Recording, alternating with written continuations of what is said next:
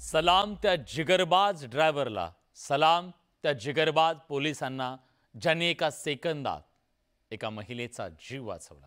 पण हे थांबायला हवं। या आत्महत्यांचं सत्र हा ही सवाल। वळ्या पुढच्या बातमीकडे।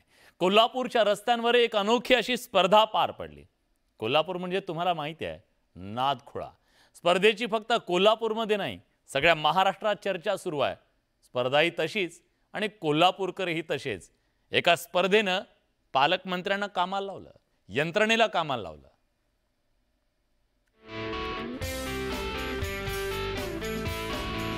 कोल्हापूर जगात ज्या कोल्हापुरी चप्पलची चलती आहे ते कोल्हापूर।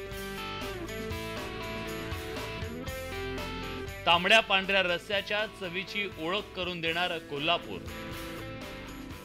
फक्त मशीनचीच नाही, रिक्षांचीही सौंदर्य स्पर्धा भरते ते कोल्हापूर।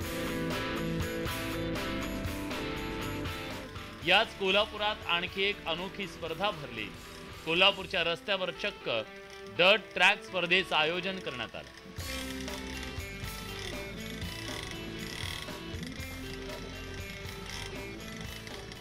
आता तुम्ही म्हणाल, डर्ट ट्रॅक स्पर्धा भरवली तर त्यात नवल काय?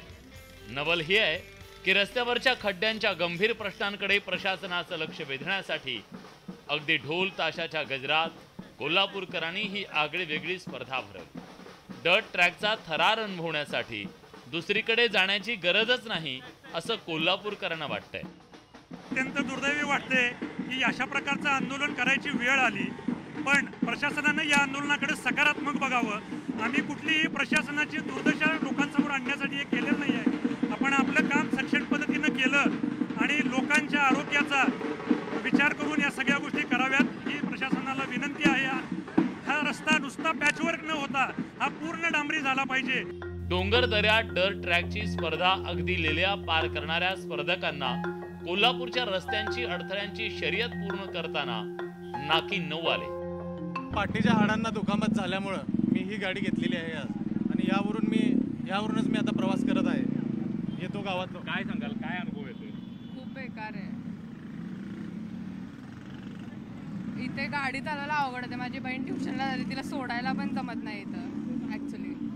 सो प्लीज लवकर करून घ्या। महापालिका प्रशासनाने लवकरात लवकर रस्ते करून घ्यावेत, अन्यथा पुन्हा अशा प्रकारची वेगवेगळ्या प्रकारची आंदोलने करण्यात येतील। कोल्हापुरात झालेल्या अनोख्या आंदोलनाची चांगली चर्चा रंगली। यानंतर पालकमंत्री हसन मुश्रीफ यांनी याची दखल घेत प्रशासनाला तात्काळ रस्ते दुरुस्त करण्याचे आदेश दिले। रस्त्यावरच्या खड्ड्यांचा प्रश्न कोल्हापूर पुरताच मर्यादित नाही।